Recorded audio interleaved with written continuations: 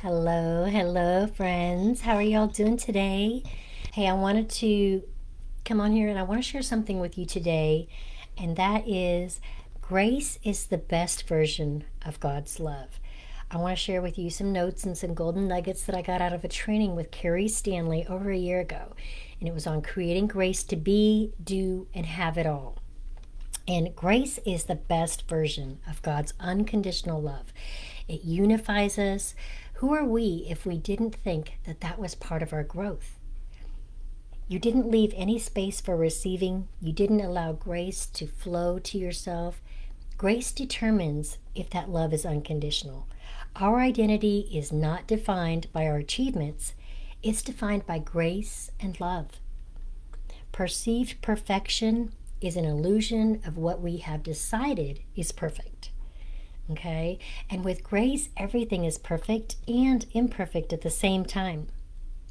Expectation without attachment is intention. When stretching for an athletic run or activity, do you remember stretching first? I remember when I was much younger, I was in track, and I remember, as a cheerleader, I would always warm up and do some warm up stretches. Okay? And life is a lot like those stretches. We need to stretch and hold in that moment of discomfort and uncomfortable. If we choose to stop the stretching when it gets uncomfortable, we don't get the benefit of limbering up those muscles, and later we will feel the cramps or not even be able to perform as good.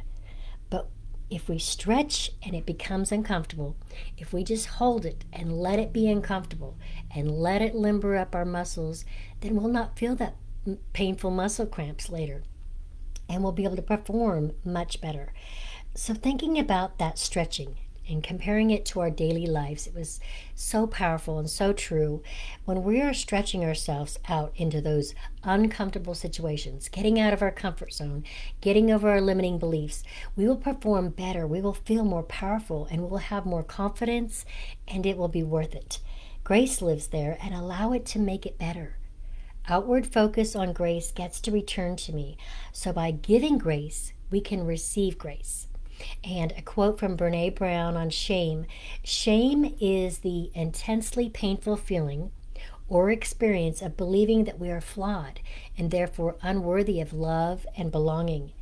And grace is showing kindness to someone else even if they don't deserve it. Grace is going out of our way to give your compassion, kindness, and love to someone even if they may not appreciate it or even return the favor. Shame says we are not worthy of love, flawed somehow, right? But grace says we are loved and worthy of love no matter what. You can choose to release ego and fear and let grace fill you. Who do you get to be in a miracle for in this moment and let grace flow? And here are some questions to answer. Number one, what area of my life gets to have more grace? Okay, so I want you to think about that.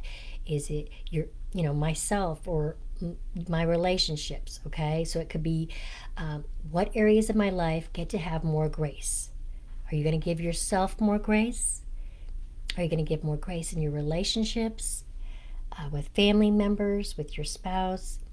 Okay, number two, who in my life gets to have more grace? Okay, is it your spouse or significant other, or is it a family member, or is it your children?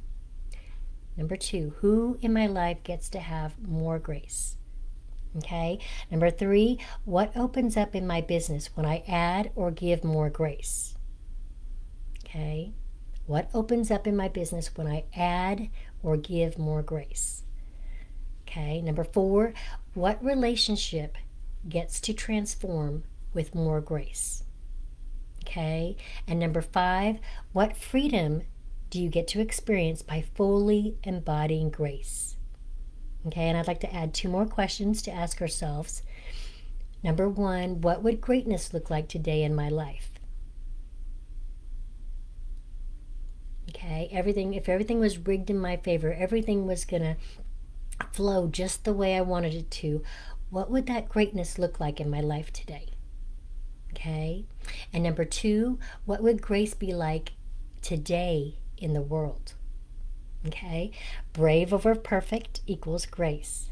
And I want to add what The Bible says about grace in Hebrews 4:16, "Let us therefore come boldly under the throne of grace, that we may obtain mercy and find grace to help in the time of need."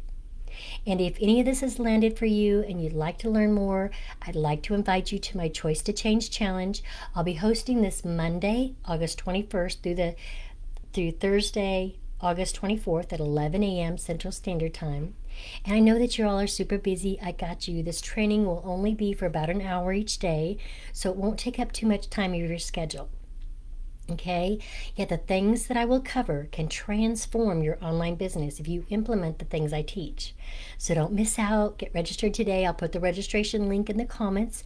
And once you register, I'll send you the workbook and that you can use as a guide through the training. And we'll also have fun drawings and giveaways. You're not going to want to miss this.